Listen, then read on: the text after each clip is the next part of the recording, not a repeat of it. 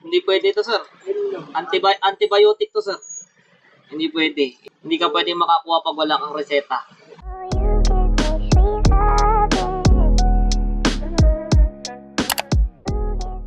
Ilan, sir? Hindi pwede ito, sir. Antibiotic to, sir.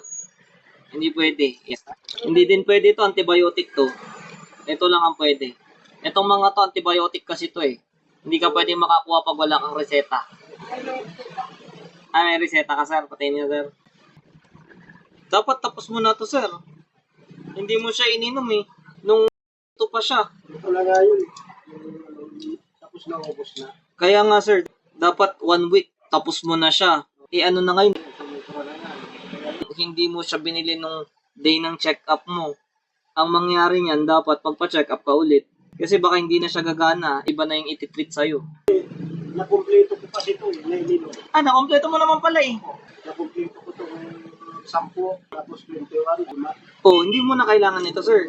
Kung nakompleto mo. Sumasakit na naman kasi. Kaya Pag sumasakit, sir, dapat magpa-follow up check-up ka, hindi yung iinom ka agad. So pag nakompleto mo, sir, susulatan ko, okay lang. nakumpleto ko yan. Dapat, pag nakompleto, sir, hindi ka na dapat iinom, sir.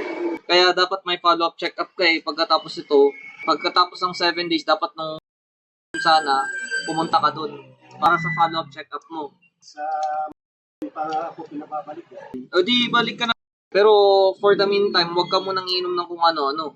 At least yan, sasabihin mo yung concern mo sa kanila. Pag pinapabalik ka naman pala, ka na lang, balik ka na lang, tapos sabihin mo yung concern mo.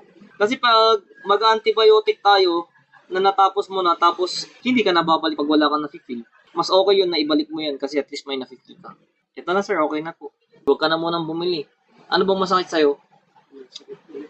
Kasi nung nagpacheck up ako nung Nang ganito. Mas okay, mas maaga kang babalik. Mas maaga doon dapat. Kasi since sumasakit na eh, mas okay po. Balik ka na lang doon ngayon. Ano ba ngayon? Monday, sakto. Saan ka ba nagpa-check? ER? Sakto, balik ka na ngayon. Kung nafe-feel mo ulit yan. Sabihin mo, yung sinabi mo sa akin, na natapos mo na to, tapos sumasakit pa rin. Ganun. Ganun na lang sabihin, sir. No? Thank you po. Ingat po.